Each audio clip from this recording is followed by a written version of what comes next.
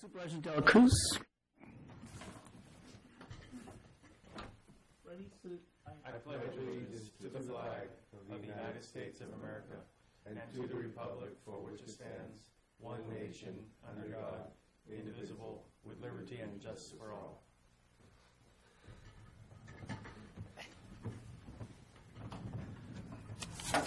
Thank you.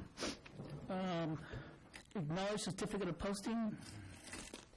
Is there a motion? So moved. Is there a second? Second. All those in favor, say aye. Aye. Against? Motion carries. Thank you. Regular agenda, department head announcements, Ray? Thank you, Mr. Chair. I'll be brief with this. I just wanted to make sure your board's aware that we actually did hire a new chief probation officer, and his name is Joe Frontella. I just wanted to make sure that your board is aware of it in the public. I invited him to attend, and unfortunately he's not here, but I just wanted to make sure that you're aware of that. And if you had any questions or anything, just feel free to give me a holler. Thank you, Mr. Chair.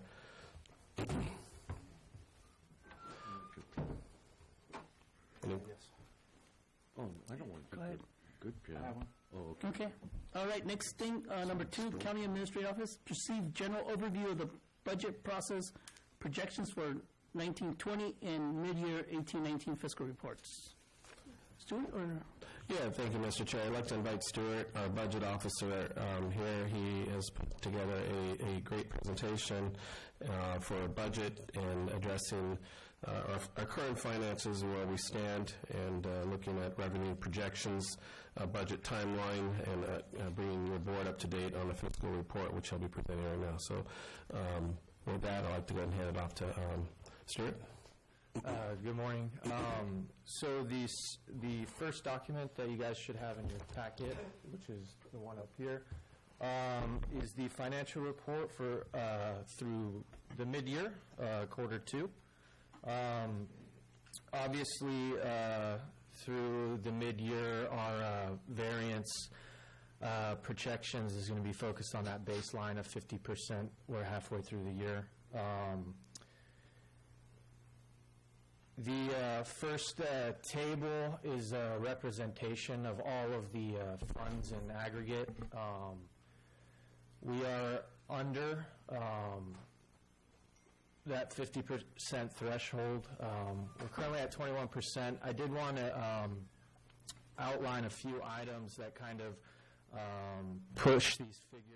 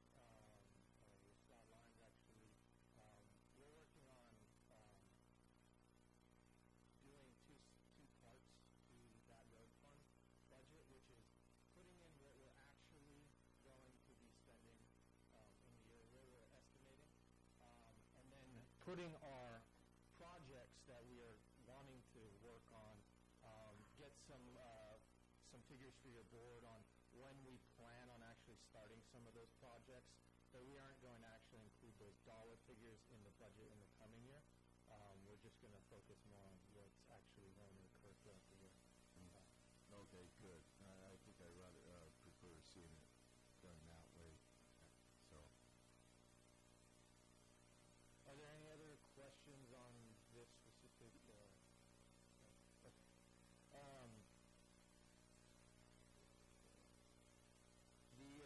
The next graph shows our. I wanted to outline the revenues that we have received so far through quarter 2, and there are a few items here that I did want to point out as well. Based on when the recognition date for some of the property taxes actually lower than they should be throughout the year. We did have a large post that came in January, so that would bring it back up to about 50%, which I've outlined at the bottom of here in the notes. And also, sales tax revenue also shows at 27%. Again, this is just a posting recognition. Their fourth quarter, tax fourth quarter, not our fiscal fourth quarter, is recognized in January. They do a lump sum catch-up at the very end once they figure out the aggregate sales tax that is issued to the county. So I just wanted to make that clear for this graph. And then the next table just outlines. Stuart, hold on a minute. Yes. The sword project, where are those money? That's just a general fund designation, right? Yes, that would just be the general fund. The solar money would just come through just into the general fund through the sales tax. I will be talking about some of the sales tax figures for the first quarter of our year, third quarter of the tax year. Some of those figures are with HDL. It's on another document, but I'll be discussing that because in the last 2 fiscal years, we did see major increases to our sales tax. That was mainly because of the PV2 project, which going forward, our sales tax are going to come back to a normal state. But I will be outlining that. So the general fund salary and benefit details, we're at 44%. This is generally mainly due to vacancies and turnover with our departments. That's why we're not at fully staffed levels to reach that 50%. How come overtime is at 86%?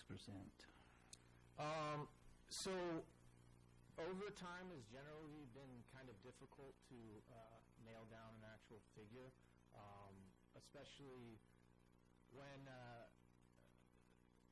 our main contributor to that overtime figure is the jail and sheriffs. And, if we're not fully staffed, they're having to staff a lot more through the overtime. So you're seeing some salary savings in regular because they're not fully staffed, but then you're also seeing increase to the overtime amount. Are there any other questions on the... So what percentage are we at the vacancy? What are I didn't come up with the exact figure, but I still think it's around that 7% that we have been at. I will get back to you on the actual figure. So, Stuart, Chair, if you don't mind, I want to know what is the department that you would say is struggling the most with overtime? That would be the sheriff. The sheriff's department, and so you're saying that overtime because of lack of staff, right? So they're having a combination of lack of staff. I did just have the budget meeting actually with the sheriff's office.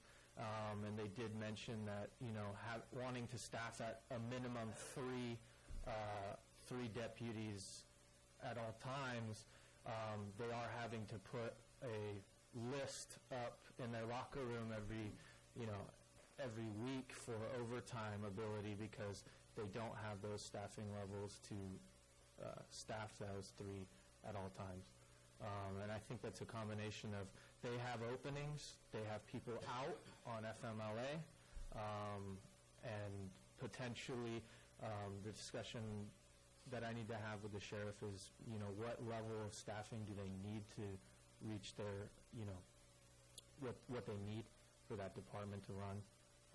So we will be discussing a little bit of that more at the next meeting. We haven't finalized all of the department requests yet. That'll be finalized at the end of this month, and then at the next board meeting, we will be bringing some expenditure projections at that point in time when we have some more idea of what the requests are from the departments to bring to your board at that point in time. Mr. Chair? Stuart, thank you for that.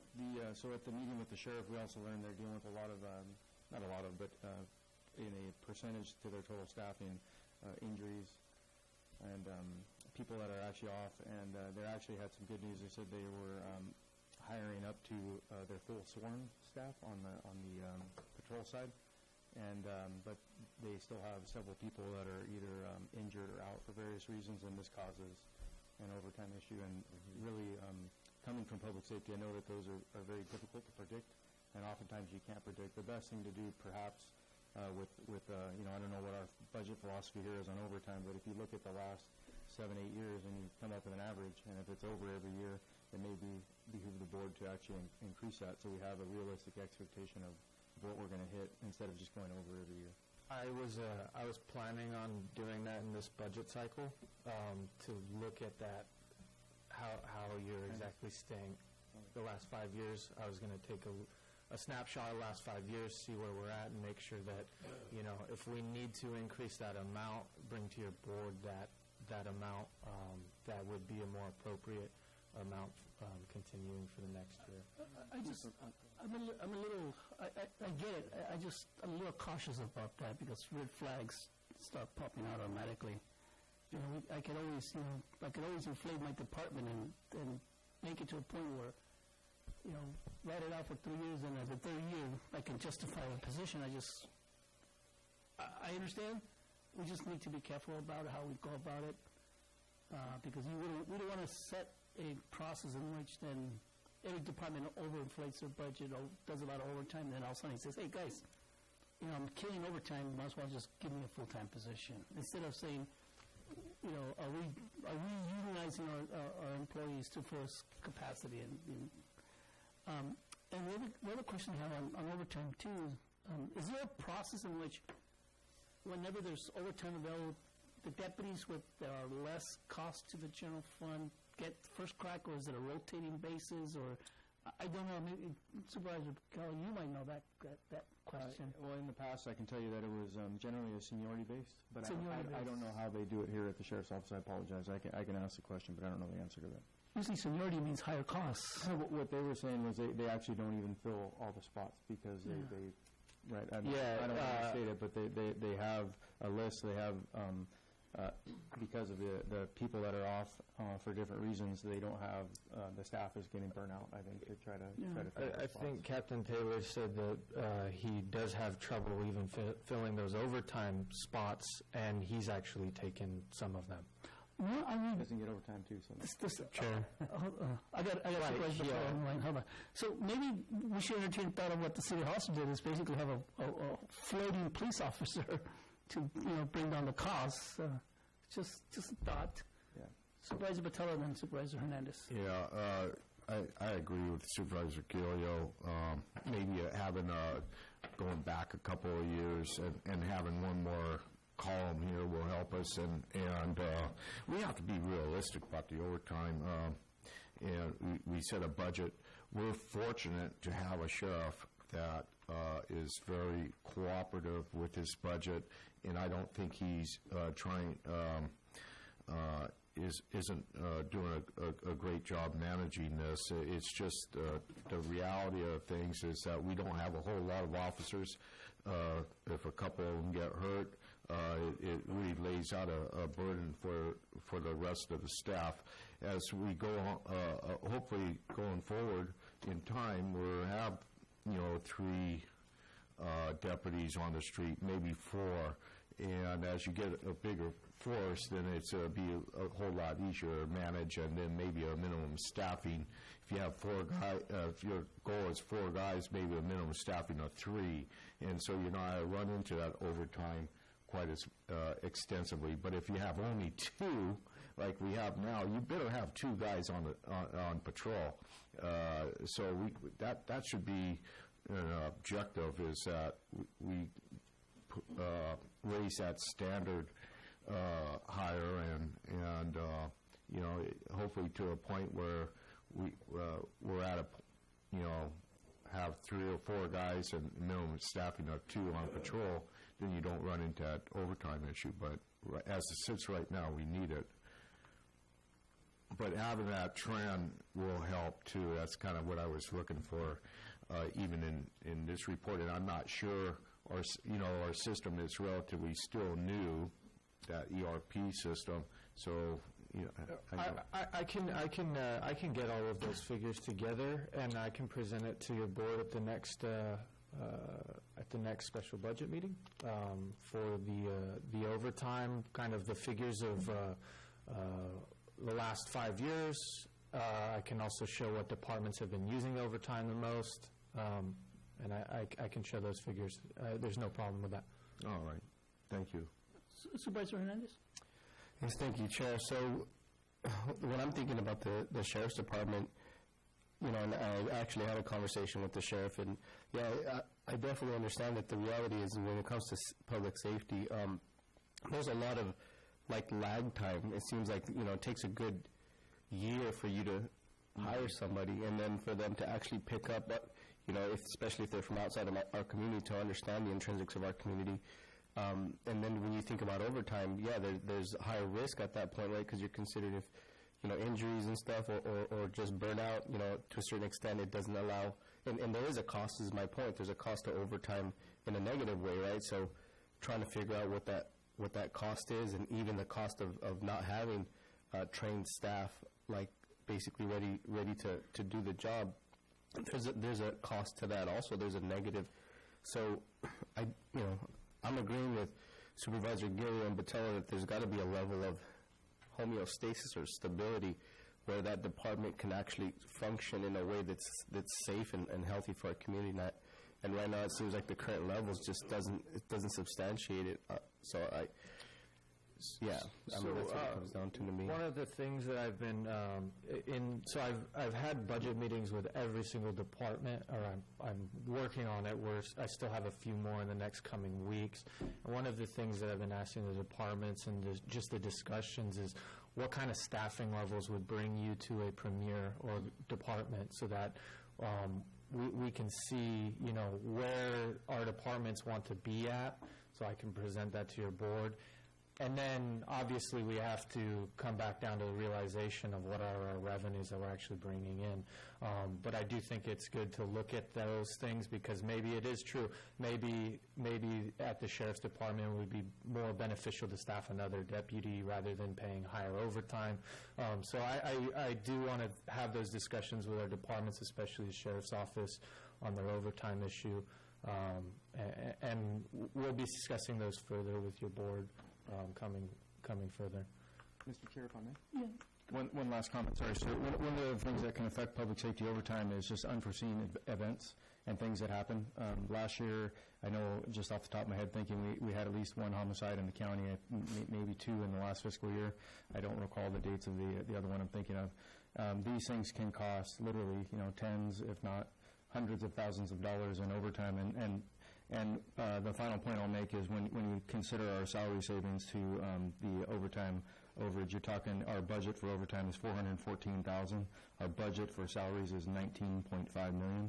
And when you look at the 8% under, I'm not concerned about public safety overtime at this point.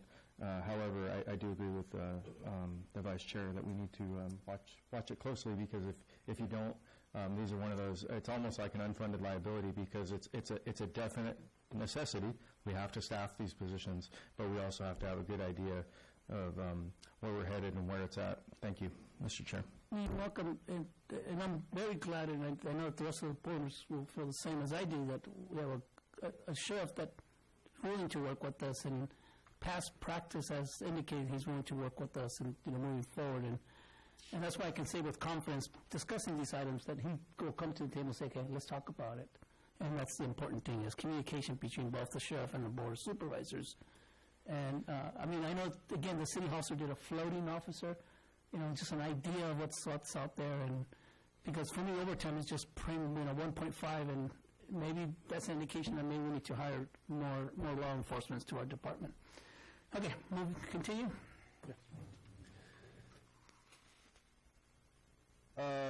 This next table is basically the salary figures for all of our other funds.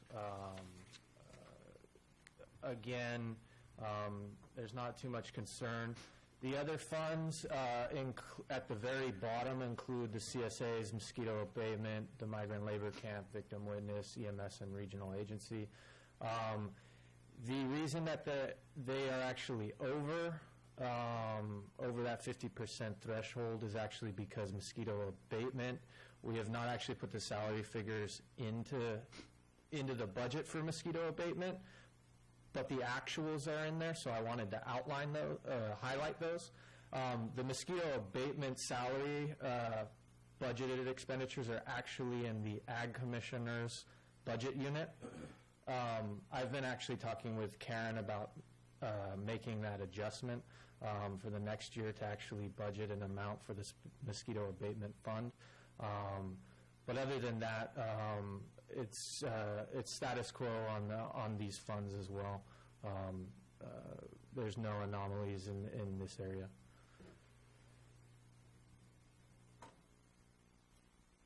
And then the last table, I just wanted to highlight where our contingencies are at. Your board adopted a contingency balance of $1 million at the beginning of fiscal year 18-19, and we have used it on the Southside landslide, the assessor's grant match, and the employee bonus. For the end of the fiscal year, we have about $227,000 left. Between this last quarter, I don't believe we have earmarked any of the contingency balance for any other expenditures. That would be between January and the end of this March. Thank you. So on the Southside landslide, it was significantly more. It was at least double that, or it was over $1 million, but we have here 397. So that balance of that fund came for payment came out of a different fund, or? Yeah, I have to go back to look on that specifically, but this is the amount that was actually approved by your board to use for contingency. I don't believe another. It was last year. I think it was part of last year. It was part of it. Oh, so it came from last year's budget. 17, Okay, 18. got it. Okay. Thank you. Go ahead, Stuart. Time flies. So this is the end of the fiscal report, the financial report. Were there any other questions on this specifically? Actually, Stuart, what was the beginning general fund balance, contingency balance on July 1st, 2018? For fiscal years 17, 18, or for 18, 19. 18, 19? We started with $1 million. 1.1? $1 million. $1 million was adopted by the board through the budget hearings. And so we have 227 after you subtract all this. Correct. So then, starting July 1st for 1920, we're going to have to increase that contingency fund. You adopt a contingency balance at the beginning of every fiscal year. Right. So we normally re-adopt $1 million again. It's not, this isn't treated necessarily as a savings account. It's just an adopted amount that the board adopts in every. I know, but here's my point. My point is that in the past, we always had a lot of extra money, and once the budget process started, whatever that fund balance is becomes available for the board to use to balance their budget. And then anything left over, it goes into the contingency fund. And typically over time, that figure that comes into the budget process has always been higher, a lot. But over time, it's been dropping and dropping and dropping.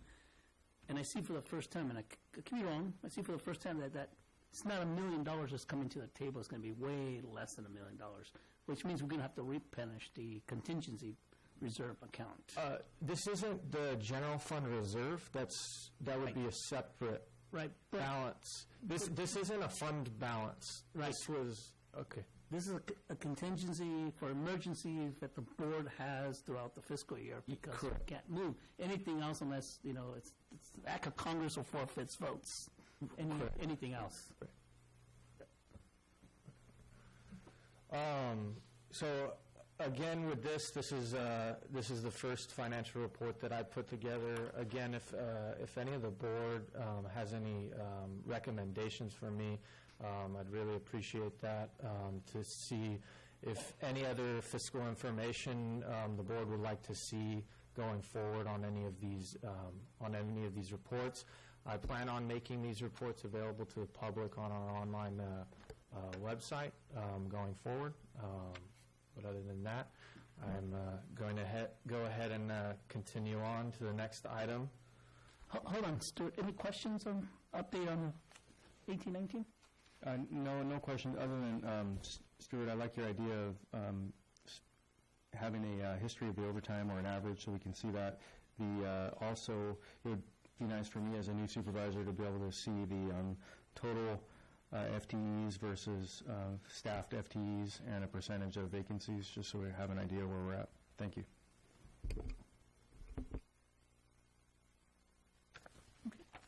The only other thing, which you already mentioned, Stuart, which I appreciate, is trying to basically figure out what the,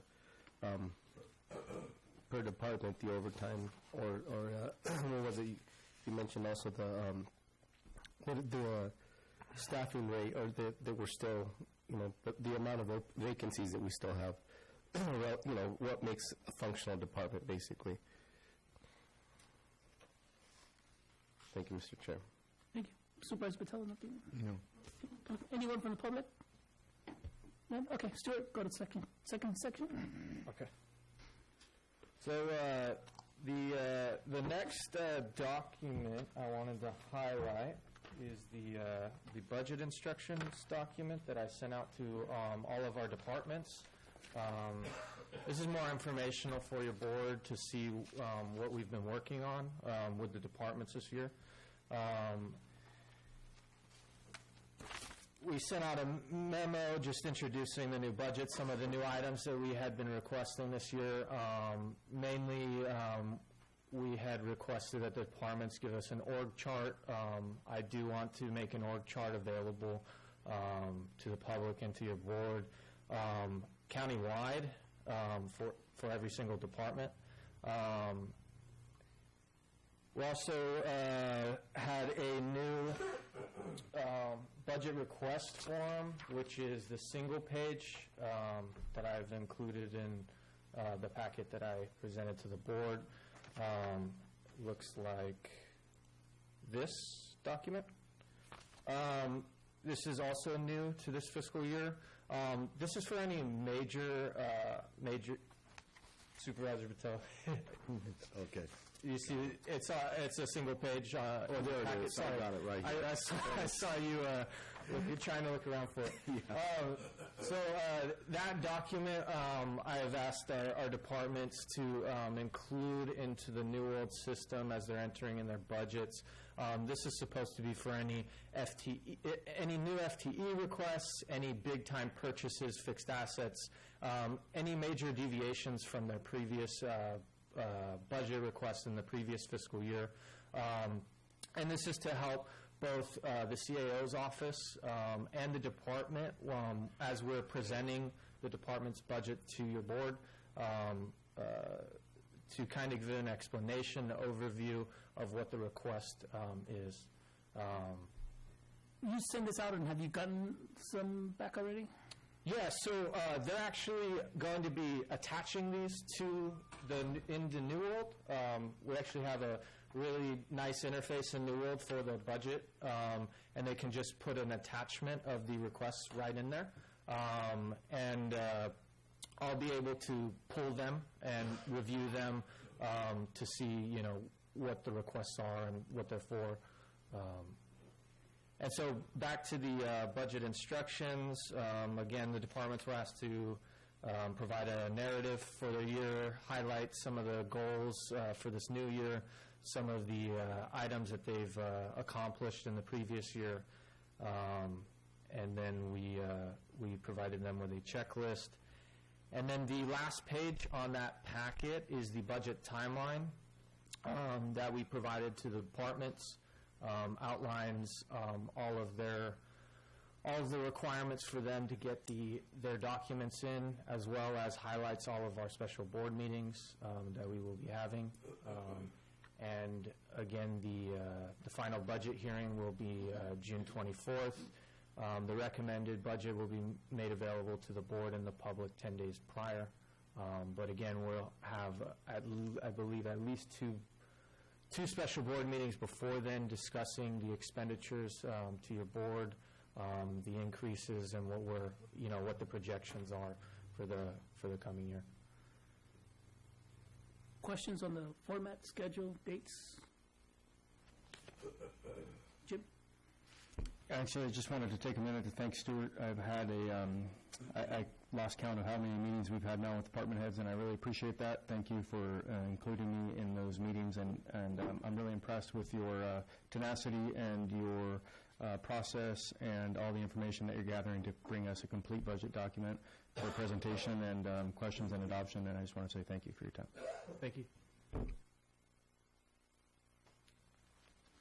Okay. All right. Thank you. Thank you, Stuart. Next one.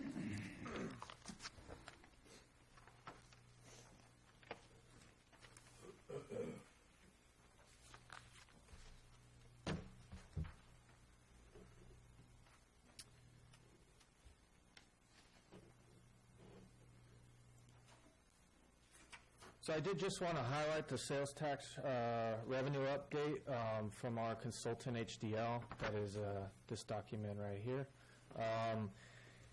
This is for the first quarter of our fiscal year. It's quarter 3 of the tax year. I just wanted to make sure I highlighted that. The big thing that I wanted to point out is in the bottom right-hand corner. There's a revenue comparison chart between the same quarter in the last fiscal year. Again, that is a highlight of the PV2 project. We did see an increase in 17-18, a high increase from that PV2 project for sales tax that was generated into this county.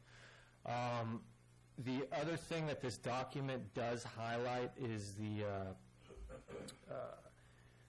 they do talk about the Wayfair decision that went up to the Supreme Court.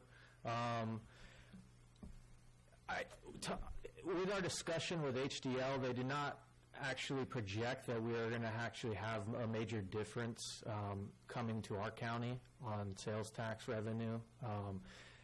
Wayfair decision is based off of the nexus to where a county or city locale, and it was mainly based off of website sales. Because the state of California already has a really high nexus, kind of more of a scope than most states, they don't see a huge difference in the sales tax that will actually be generated here locally. But I did just want to highlight that. And then there are some other figures on this document that discusses where our major sales tax are by business group. Obviously, business and industry and then building and construction are big two in this county. And the top 25 producers you can actually find on this front part of this document as well. Mr. Chair, Supervisor Hernandez? but still with the Wayfair decision, you're talking about online purchasing and the sales tax where it's allocated? Yes. Okay. Yeah, it was, so, and what you're saying is not going to change because we really don't have online retailers. Well,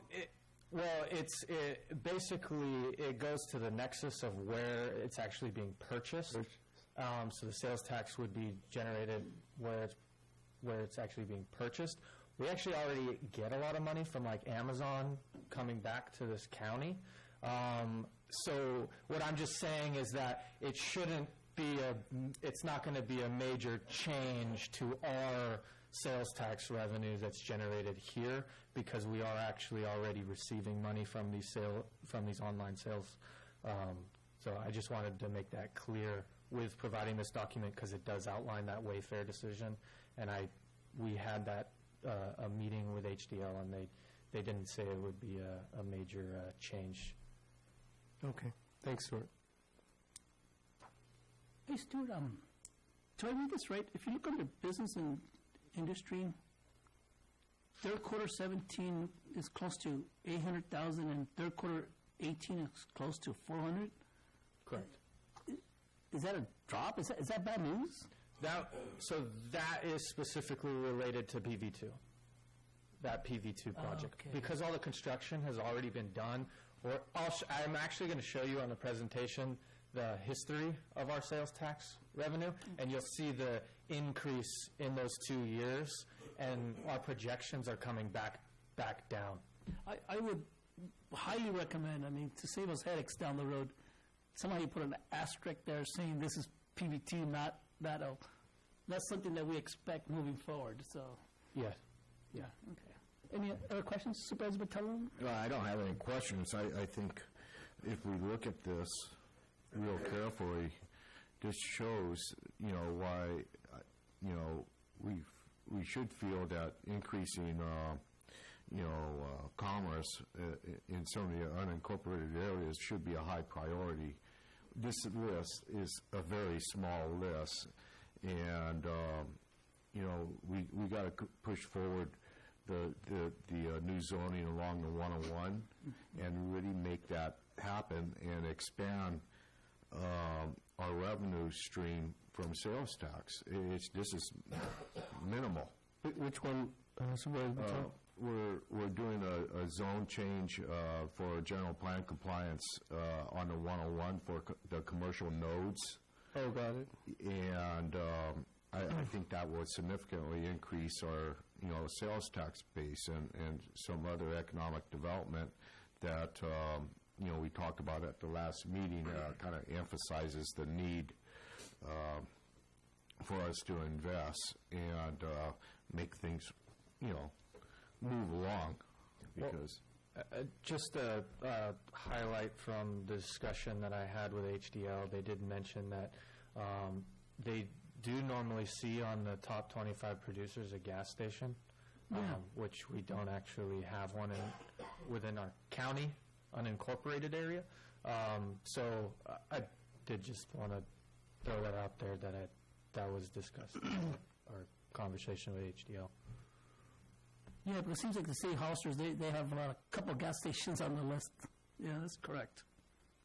No, but you're correct, Supervisor Botello, what you say. Yeah. It's important. Jim Gillio, Supervisor? No, sir, thank you. Take it. Okay, I'm going to open up to the public. Anyone from the public?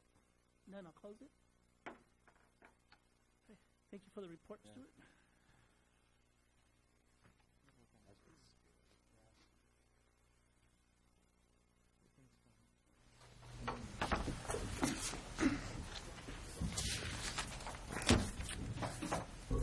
Okay, so this one will all be a presentation.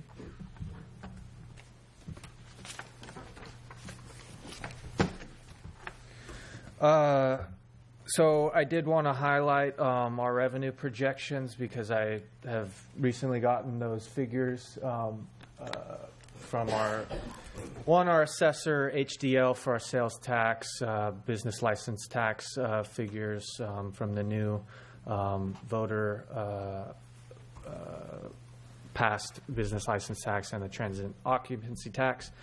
Talking to our assessor, property taxes are going to see an increase in about 7% in the coming year. So that will be a healthy increase of about $1 million. The sales tax, I did put that asterisk for you, Supervisor De La Cruz. As you can see in 17-18, we see a huge jump in sales tax, and that was directly related to that PV2 project.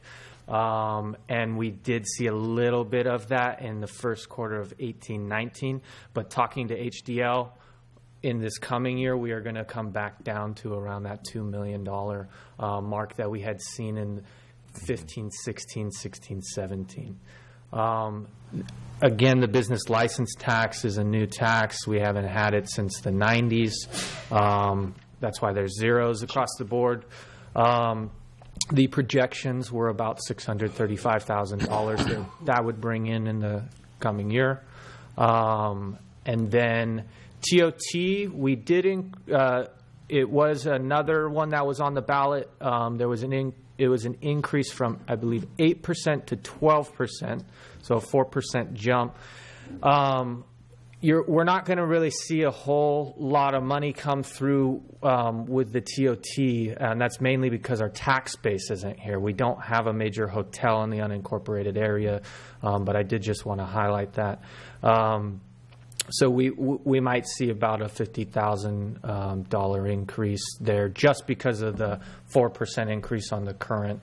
I know that we had, at the last meeting, Supervisor Gilio had brought up the Airbnbs, and I do know that our auditor controller, talking to him, they're actually working on that right now. So we may see a little bit more increase from that, but I don't really know. I don't have a solid projection figure for your board at this time of what that will actually equate to. Kind of depends on how many people are renting out rooms in their homes and how much there is a need for that in this county. So, and also on Airbnb, I can speak from my own experience. You can rent out longer periods of time too. So a lot of Airbnb listings go up and you actually stay for more than 30 days, and then after 30 days we're no longer charging TOT. So there's a lot of variables with Airbnb once that does come online, but I will be working closely with the auditor, Joe Paul, to if we do anticipate any new revenues coming in, we can either revise the budget at that time or look at that for the coming budgets in future years. Mr. Vice Chair, can I ask a quick question on that? Yes, please. What do we think an ETA is on that to kind of get that rolling for? I just look at it as potential lost revenue and every day that we don't have it. And I know there's probably only between 30 and 50 Airbnbs out there, but I mean, everything counts, right? Good morning, Chair, Board of Supervisors, Joe Paul Gonzalez, County Auditor Controller. We're very fortunate that we were able to bring in a new person from Santa Cruz County who was the TOT auditor for Santa Cruz County. And his first assignment is to bridge that gap. And the process is we send a letter to the tax department of Airbnb and the VRBO. Both those agencies, you might want to say, have a presence in San Benito County. And so once a response from that letter is received, we will probably come to the board and ask the board to enter into an agreement with those agencies to collect on behalf of San Benito County if they are not forthcoming in wanting to collect with us. So we're going to there's kind of a natural progression of how things roll when counties enter into these agreements. Santa Cruz is one of the first agencies that has this agreement with Airbnb. Oh, that's great news. It sounds like you have an expert there to get this rolling. Yes, I really appreciate you guys making this a priority. We're very fortunate in this county. Thank Yes. you, Mr. Thank you. But I would expect that the letter I believe is going out this week, and to both of those agencies, and so probably in the next 2 or 3 weeks we'll be hearing back from them. Good, perfect. Supervisor Patello? Yeah, I agree with Supervisor Gilio that, we got to chase this down and help people come in compliance. And I see a kind of a direct relationship with the business license tax and the TOT tax and trying to, get people back used to, submitting their forms and paying their fees. So hopefully that effort, that will pay for 1 or 2 positions or better with the revenue that's generate. Yeah. So one of the other duties that Ramona Aban is the auditor's name. He will be actually performing TOT audits on our current our current taxpayers. Mm-hmm. Good. Good, thank you, Joe. Thank you. Are there any more questions specifically on the revenue projections? I did want to highlight that cannabis tax is not actually on here. Right. And one of the main reasons, talking to HDL, who is a consultant on cannabis taxes, you normally look at an 18 to 24 month timeline before we actually start collecting taxes on cannabis. Obviously, we haven't even started the application process, so we are not actually going to be including those in our projection figures for the coming year because at this time, we're not anticipating any additional revenue. If that does change, though, within, mid-year, the first quarter, if we have more of an idea that we are going to be receiving funding in fiscal year 1920, I will be bringing a budget adjustment to your board with your board's recommendation on how that would be incorporated into the budget. We can have that discussion at that time. But at this time, it's not going to be included in the 1920 revenue projections. I think, not to discredit you or Ray or Joel Paul, anyone here in the room, that is actually the smartest statement that you have said today, because you don't want to put it in there and all of a sudden we don't have that money and we said, oh, what are we going to do now? Smart move. Yeah. Mr. Chair. Supervisor Hernandez? So I've been thinking, I appreciate what you've shared with us, Stuart. It actually gives us a good visual. It's funny how the P&Ls, like on the business side, you really get an idea of where your business is going, how successful it is, and where you need to maybe change things. So I'm talking obviously private, but the reality with our funds is there's limited sources where we get our sales tax base because we don't have a diversified economy in our county. So the more I think about it, it's like, and I'm not saying or implying that we should be getting involved in business, but we should definitely help facilitate it.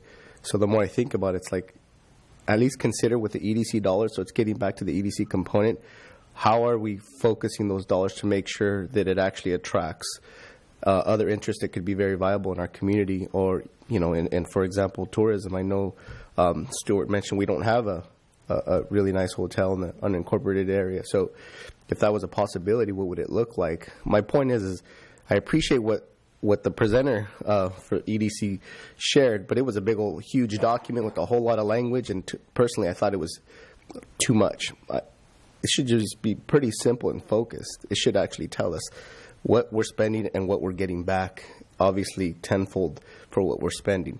So I personally think this could be a good segue into the next time we talk about EDC, where we really focus that conversation and it has everything to do about diversifying our community, at least for the sake of increasing our sales tax base and making us a healthier fiscal county. And I just think we're not really as focused as far as I could tell from the EDC dollars, that the presentation. I mean, I don't agree with paying using tax dollars to pay for networking. You should be doing that anyways. I don't want to hear that you're gonna have meetings, and that's part of what you're supposed to do anyways. I just want to hear is what you're going to do with the tax dollars to better our economy, our local economy. Thank you, Mr. Chair. Thank you. Okay. Continue, Stuart. Okay.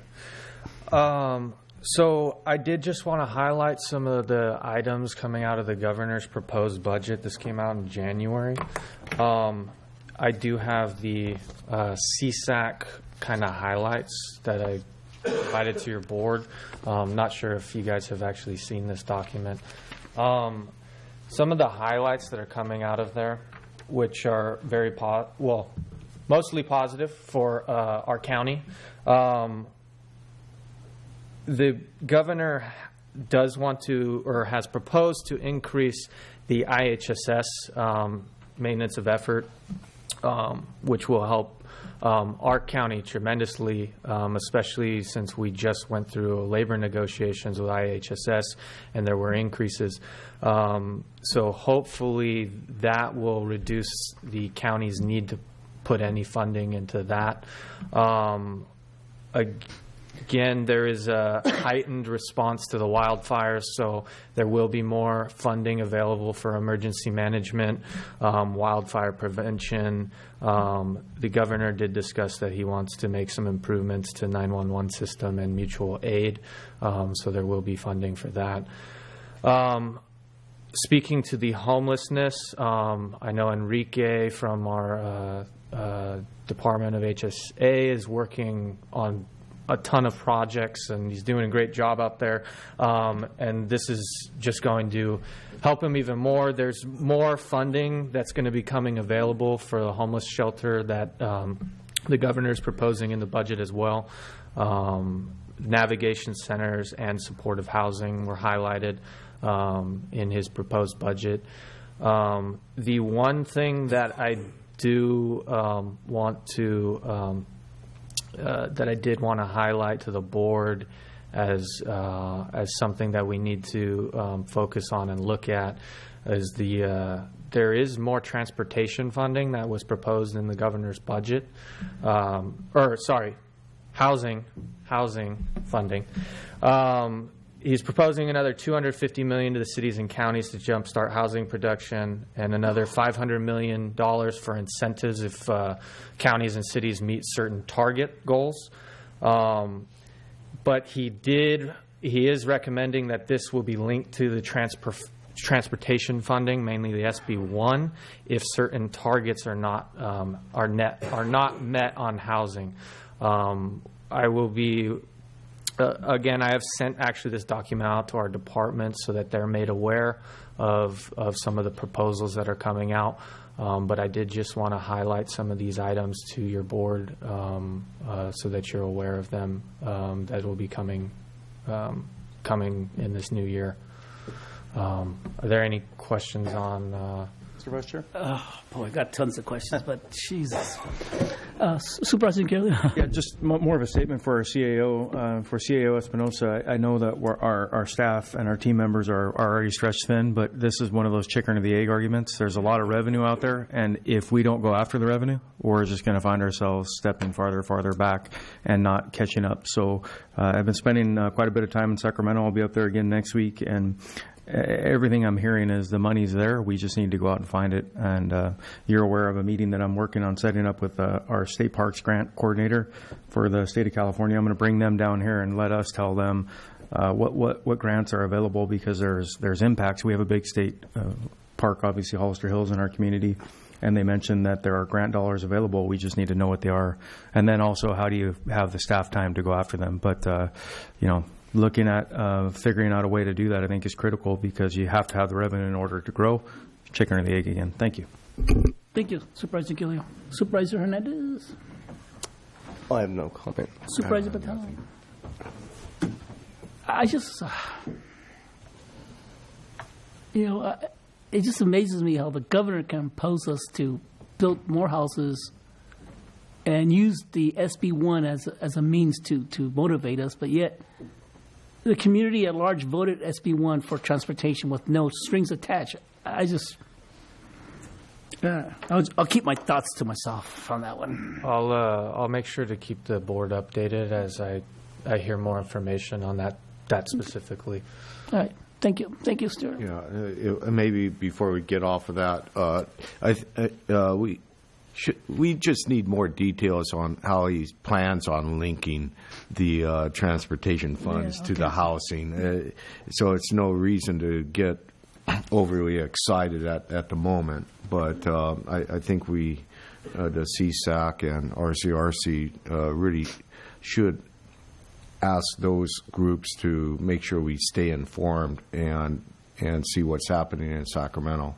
Absolutely. Well put. Mr. Chair, I wasn't going to comment, but yeah, I mean, all due consideration, the reality is if things keep changing like that, then it doesn't encourage confidence in the local leadership that's not going to happen again.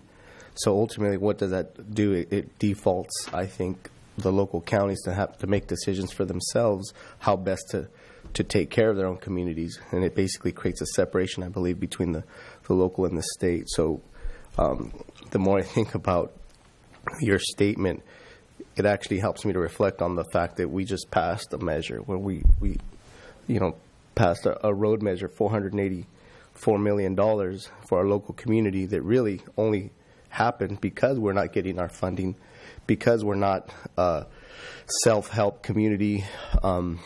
So there's all these expectations, and then when we try to meet them, then all of a sudden the expectations get even higher and ultimately put more pressure on our local communities. So which is why even I kind of deflect to even what I mentioned earlier about us trying to create our own revenue sources, because, I know Supervisor De La Cruz has mentioned that the state is no friend of San Benito County. I mean, we really have to consider what it means to do what's best for us, because it's just getting tougher working with the state, unless they can try to be more reasonable with their expectations. Right now, when I'm thinking about my local my constituents, they don't want to hear that the roads aren't going to get fixed. They just expect us to fix them, and we need to be able to bring it to them. And that's why we're doing what we need to do at the local level. Thank you, Mr. Chair. Go ahead, Stuart, continue. Thank you. So next I wanted to speak to some of the budgeting policies and some changes that I'm going to be proposing to your board.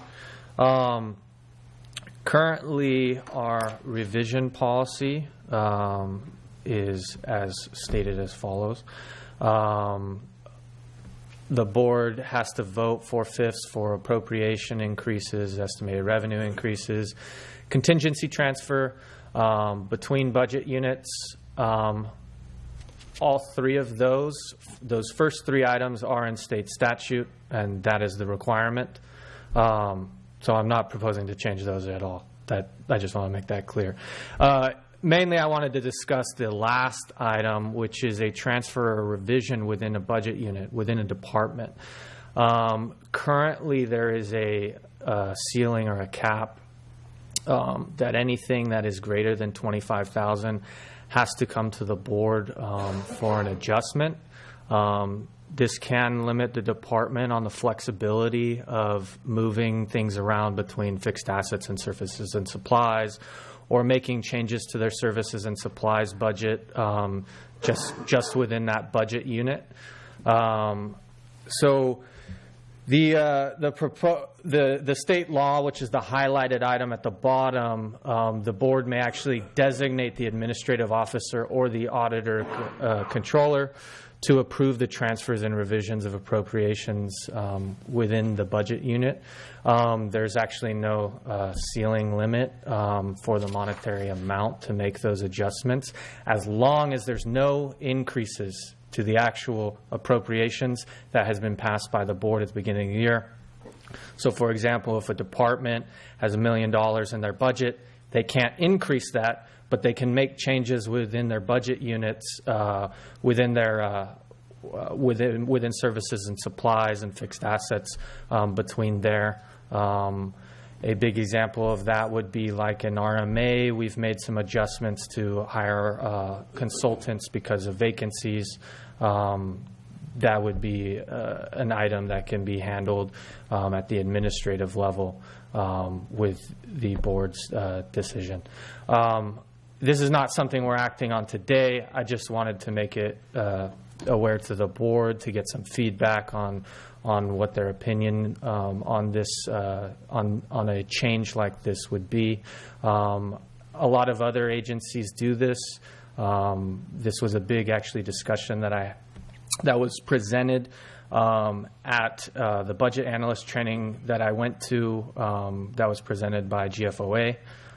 They actually talked about the specific item, but for that I wanted to ask the opinion of the board and see what their opinion was on it. Supervisor Gillen. Yeah, I'll start off the conversation.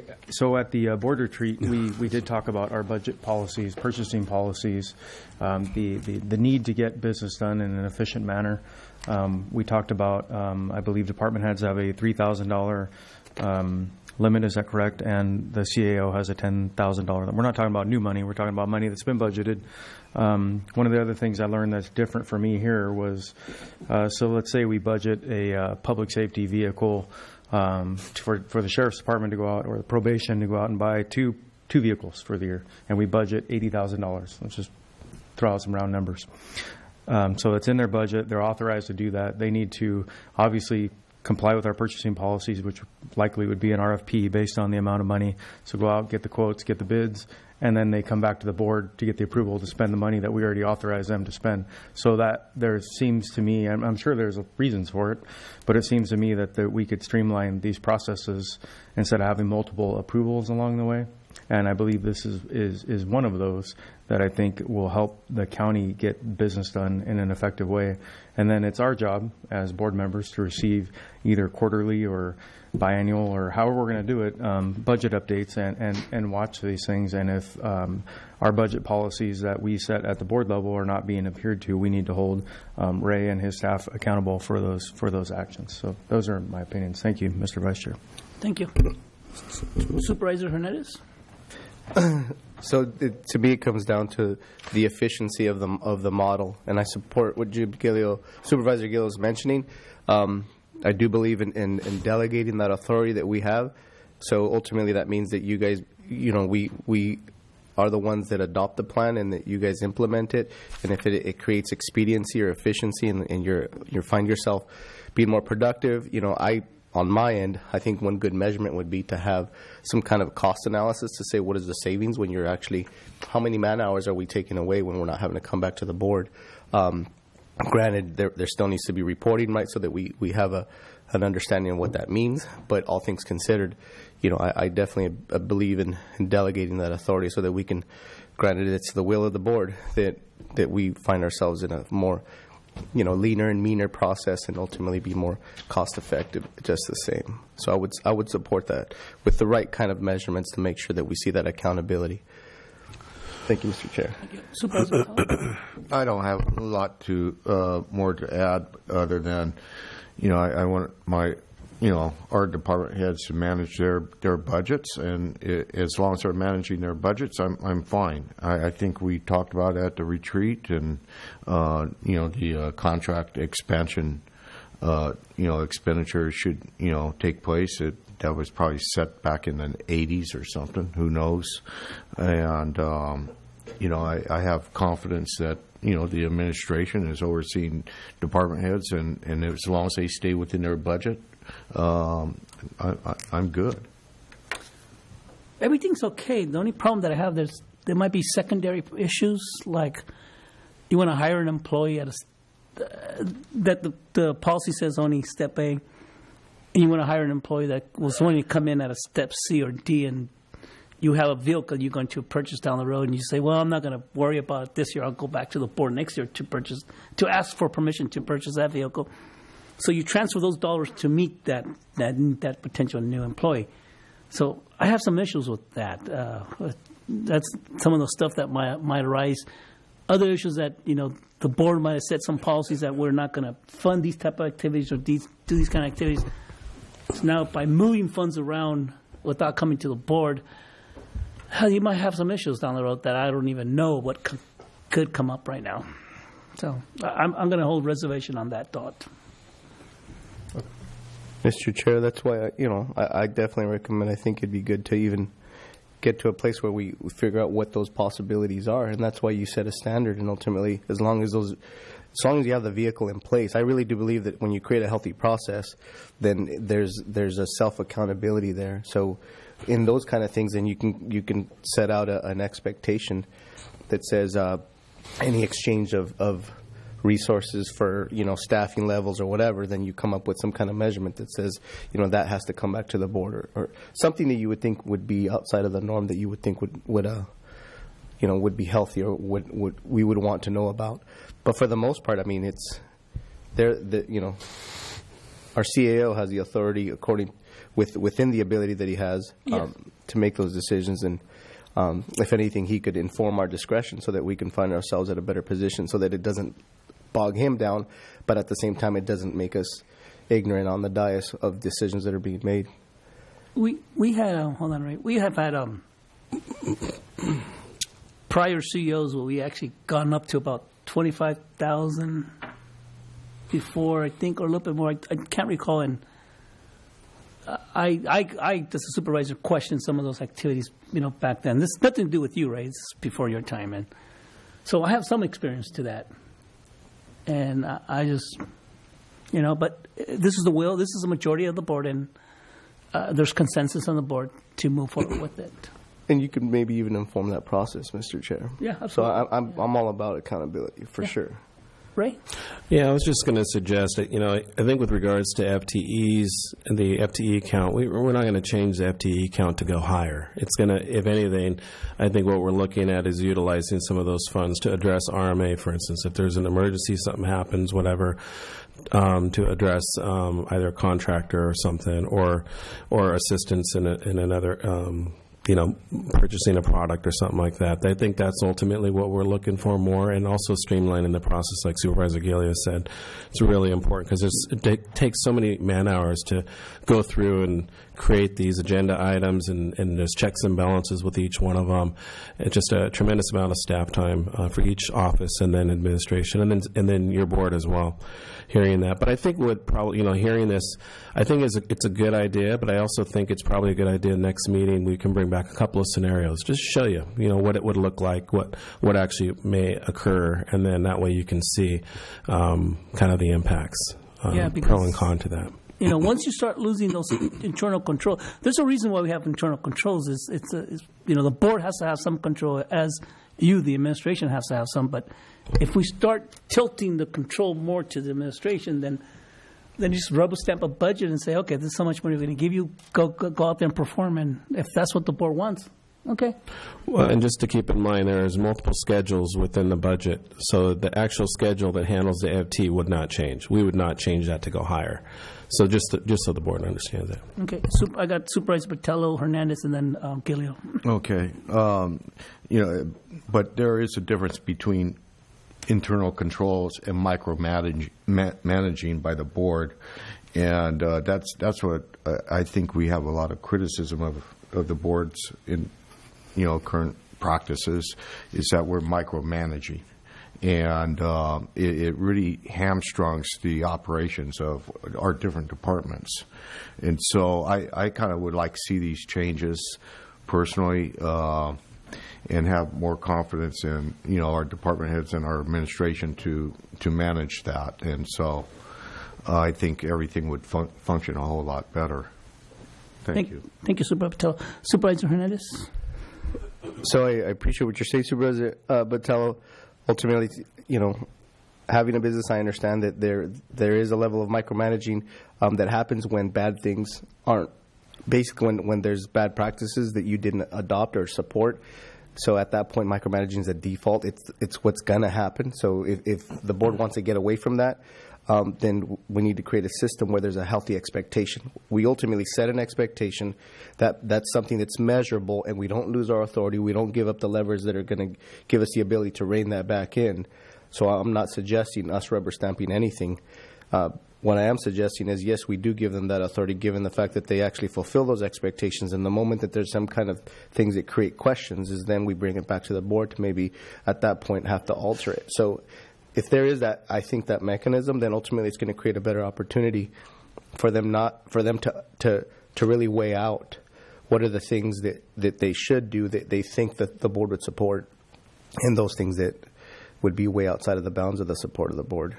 So I agree with Supervisor Dela Cruz that we need to really scrutinize what are those levers that we're going to give up or not give up, but what are the levers that we should keep so that we don't allow for just anything to happen and then create more questions. Because then, we will micromanage. It will end up happening if the board's will is not supported. Thank you, Supervisor Hernandez. Supervisor Gilliam? In my prior municipal budget experience, and I hate to refer to that, but that's my experience, one of the comments you made, Supervisor Dela Cruz, was important. So if you have fixed assets and you have, we don't have a 20-year capital improvement budget here. I'd love to see that someday so we know what departments are going to need, 20 years out from now, whether it's vehicles or, speaking of public safety, tasers, that sort of thing, so we can see. And, 2024, that's going to be a pretty heavy year. We better be ready for it because we need, 5 new vehicles, or we need, XYZ for Health and Human Services, et cetera. But, going back to your point, sorry, I got off track there, is, you have different classes of expenditures and dollars in the budget. You have capital dollars, you have dollars for salary, you have dollars for supplies, services. So the board could adopt some policy where the big money is in capital. For example, if you have capital at RMA where they're going to do some bridge work and they have $1 million in the account, you could say you can't take that capital and you can't move that into supplies to go buy 10 million pencils without board approval, or hire a bunch of people or FTEs. So there is that ability to do that as well if the board so desires. I think in general we need to streamline this, and it's my responsibility as a board member ultimately to be familiar with the budget, to watch the budget. I have weekly meetings with Ray when he's not contagious, and then we go over those things. So and I plan on doing that on a regular basis, not just when it comes up at the board meetings. But I think we need to streamline these processes. And thank you. And I don't mean to belabor this because I know that we didn't really want to talk about this all day. But thank you.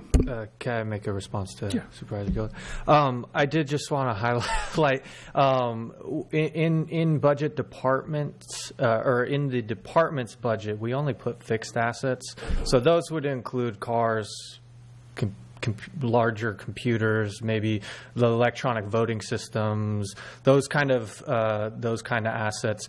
We don't actually put any capital assets in there. There's a capital fund specifically. So, for instance, we would never be able to take bridge funding or bridge budget and move it into a budget for a department. Also, we can't move. This would not allow any movements between funds or any movements between departments. This is solely at the department level. So I did just want to make sure that was clear. Yeah. You're correct. I was more referring to, we do have some departments that have purchase contract or contract purchase, whatever you want to call it. It has a certain amount of dollars, just like Barbara Thompson's the budget for outside counsel. And by implementing these kind of policies, Barbara gets to call a shot at how the dollars are going to be spent. And sometimes the board, sorry about that, sometimes the board in closed sessions, they want to dictate, do we go outside counsel or do we not? And so I just want to make sure that whatever direction we implement, whatever policies we're going to loosen up, we know the full ramifications of those policies. And just to emphasize, I think that's the reason why we need to come back, share with you an actual fund, an actual budget unit, and share where the funds would come from and how it would be dispersed and what we wouldn't be able to do, just so you're really clear and you can visually look at that. I think that's a good thing to do. And just one more thing I did want to highlight. Any large major purchases that are outside the CAO's level would still have to come to the board anyways. So any contracts that are entered into that are over that limit as well. There is that cap as well that this wouldn't affect. Yeah, I think the whole board is consistent, and we definitely want to streamline this process. It's just about how we go about there. Okay, let's move on. I did want to also highlight our reserve policies, just so that the board is kind of aware of it. And I kind of did want to discuss kind of what we saw with the whole Standard & Poor process when we were getting our credit rating for the county.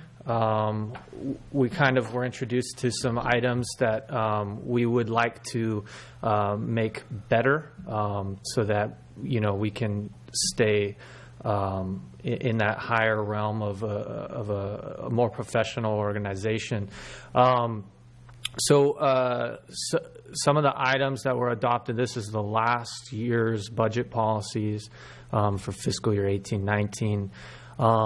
We have the rainy day reserve for PARs, the $3 million. That was actually adopted by an actual resolution by your board. Then we have a disaster recovery reserve, but we have not had an official resolution ordinance adoption by the board. This has just been included in the normal procedures of the budget process by the board.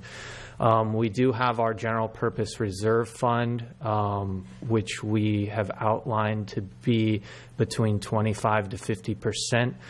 Currently, those numbers are sitting in our unassigned fund balance, which was not necessarily an issue because we can outline where it is and where we're putting it, but we were reminded by through our process with getting our credit rating with Standard & Poor that some other agencies actually adopt a percentage by the board and then actually present that in the budget documents in the CAFR as a committed balance that is actually outlined so that it's more transparent, easily readable, that anyone from the general public can actually see the amount, and that it's not combined in the unassigned balance. Also, there was discussion last year about a capital reserve, but there was to identify some one-time revenues. Also, we have not actually started the process of creating a actual capital reserve. There is currently no funding there. So I did want to bring that up for your board in this next budget cycle to see if we wanted to take some of the unassigned balance and actually move it over to a capital reserve. And I can bring some recommendations to your board as well on that. I wanted to highlight the County of Monterey's balances that they show. This is actually from their recommended budget. This is one of the budget schedules that are with the final budget that actually have to be included. They call their general fund reserve the strategic reserve, and it's the third bolded item under committed balance. If you looked at our general fund reserve would be all the way at the bottom in the unassigned fund balance area. And so what I want to propose to the board is to for example, the County of Monterey actually has an ordinance that outlines what percentage they are going to be committing to that strategic revenue fund for their reserve. And I want to propose the same process for our county to make sure that we are funding our general fund reserve and making sure that we are keeping with the percentage that is adopted by your board. So with that, I also wanted to get some feedback from the board on if this is something that the board would like to consider moving forward, and I can bring it in this next budget cycle. Supervisor Patel. Well, I know we've always had a goal of maintaining a prudent reserve, and we're back at that level prior to the recession. All I know is that I think if we do have a resolution, set the percentage, and really the rest of the money needs to fix roads. I mean, we're in such deep water right now with the roads, and it doesn't make a whole lot of sense to have more reserve than what we need. We need to fix the roads. So, Thank you, Supervisor Patel. Supervisor Gilliam. Stuart, I appreciate this approach, and I think it's important. Can you, number one, I would support, we need as a board, and then as a recommendation from you folks, what is a good percentage? At City of Hollister, when I was there, had a pretty healthy percentage. The other city I was at had a pretty healthy percentage. I think it's a good idea because what's prudent to one person is subjective, and it might not be prudent to another person. So if we had an actual number that we could all agree on, I think that makes some sense. And then could you tell me what else is in the unassigned category besides our reserves? You said it's lumped together with other funds in there. So it's just unassigned, but technically, because we have adopted the general fund purpose reserve of between 25 and 50%, which I think we need to nail down an actual percentage goal that we want to achieve for that reserve. It's just unassigned balance that is in there, plus whatever the general fund reserve amount is. We don't have an actual percentage, so I couldn't give you an actual dollar figure. The unassigned balance is about 50% currently. GFOA recommends 2 months on the side of being more conservative because our county is very cyclical, especially if we go into recession. We don't have major industry here that can support our revenue dollars. I would recommend at least doubling that to maybe a 4-month recommendation. I did want to do a little bit more research on what is most appropriate for a county of our size. They do recommend smaller counties have a higher general fund reserve than larger counties because of that industry factor. But I can bring that back to your board on how we want to approach that. Thank you. Thank you, Supervisor Gilliam. Supervisor Hernandez. Thank you, Stuart. I mean, to me, it's kind of about, when we think about a reserve, you think about it's like an emergency fund. And as you stated, Stuart, it reflects how much we have to cover our costs should we enter into like a recession.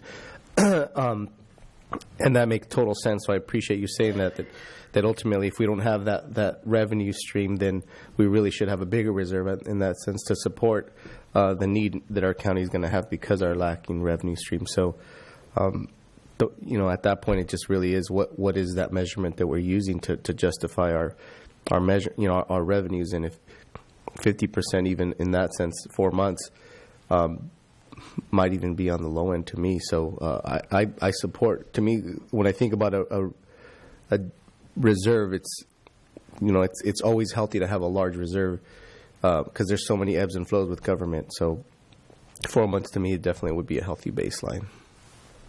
Thank you. I actually side with Supervisor Patel. We have had these discussions many years. That number has always kind of bounced up and down, and depending on what our needs are for that particular budget year. At one time, roads was a big issue. At another time, Joe Paul helped me here, we had like almost $21 million in reserve, and we kind of did a soft landing, used a lot of that reserve for the next 3 or 4 years. And so they serve purposes. And the board has tried to use, I don't want to say use, but apply the reserves according to the needs at the time. And there's got to be some type of compromise being made, flexibility, conservative, and making sure that we have money available. So it's a three-part process because not one single number fits every county. Like you said, we're a smaller county, so therefore, you mentioned 4 months, which is about, 40%, something like that, 35, 40%, somewhere in that neighborhood. 35%, yeah. Yeah. You know, and what do we have? $42 million budget, something like that? $38 million general fund? Yeah, it's closer to 46. So we're talking about maybe 10, 12, 13 million. No, is that correct? No. Yeah, that's correct. Yeah, okay, so, yeah. I guess what I'm saying is that we're kind of flexible, but I do understand what Supervisor Patel says, that we do definitely need to fix our roads. And Supervisor Hernandez, I know you come up with a business concept, and your approach will probably say, put 5 or 6 months if we can do that. But come back and see what direction the board will go in the future. Yeah, and most agencies that I've seen, they outline all of the rules and procedures on how to draw down on it, and also what timeline is appropriate to put money back into it if we do have to draw down on it. Most of them I've seen is a 5-year plan of within 5 years we need to be refilling it to that percentage level. It's just a crazy thought. I know that the county's going more toward DA agreements, development agreements. I just wonder, for starters, and I hate the developer's going to hate me for this, but for starters is that they will designate certain amount of money into the reserves. First, non-negotiable items. To enter into the door to start negotiating, a certain amount of dollars will be used for these type of reserves. That's something, Ray, that just food for thought. Mr. Chair. I got Supervisor Patel and Supervisor Hernandez. I'd be cautious about that. These new homes they're pretty expensive to begin with. They're paying exorbitant property taxes, and then they have the CFD on top of it. And if we're just throwing money into reserves, it might not suit a lot of people too well. But from my position, I know where you're going with this, Stuart. As far as I like guidelines, but personally, I like flexibility.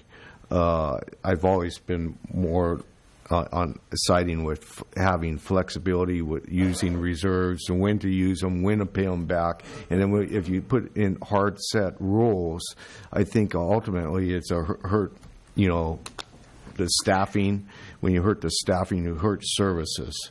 And this board has always, prior throughout history, has been very conservative and very prudent, and that's why we had that discussion a little earlier about the flexibility we want to give to our administration and staff, and the oversight that we want to maintain on this board. As we set more of these rules up, it takes away even our flexibility as a board to determine how to use the reserves and how to pay them back. I think we've done a good job. Our track record shows it, and I have some reservations about this path. Thank you, Supervisor Patel. Supervisor Hernandez. Thank you, Mr. Chair. So definitely considering what you're sharing, Supervisor Patel, I personally would caution against supporting the benefit of a developer over the county. I mean, ultimately the county, if it's broken, we need to consider we were elected for the purpose of doing what's best for our community, not our developers. So when I think about a reserve, I think about it's a backstop. It really is a sign of prudence, and you've said it yourself that the previous administrations have been prudent. So when I think about that, it becomes its own measurement. It automatically forces us into a conversation that when every dollar is spent, if I'm increasing my reserves and I'm not touching it, then the dollars that I do have, I'm going to be careful how I spend them. So to me, it's kind of a little bit reverse. If we really want to stay prudent, then we have to have a healthy reserves. Otherwise, and if we're talking about flexibility, we'll lose it the moment that our reserves get weakened anyways. So, I have a little bit of an opposite, a 180 perspective. If we really want to have a healthy county, then we have to have a healthy reserves. And then we measure against that with the dollars that we have left to support the rest. And if anything, it's going to push us in a direction to have to support how to increase the pie and how to increase our sales tax base and other things that are going to help support the county. Thank you, Mr. Chair. Thank you for your comments. Okay. Does that conclude your presentation on reserves? Yes. Stewart? Yes. Thank you. Let me open up to the public. Anyone from the public? None? I'll close it. You have any other items to discuss?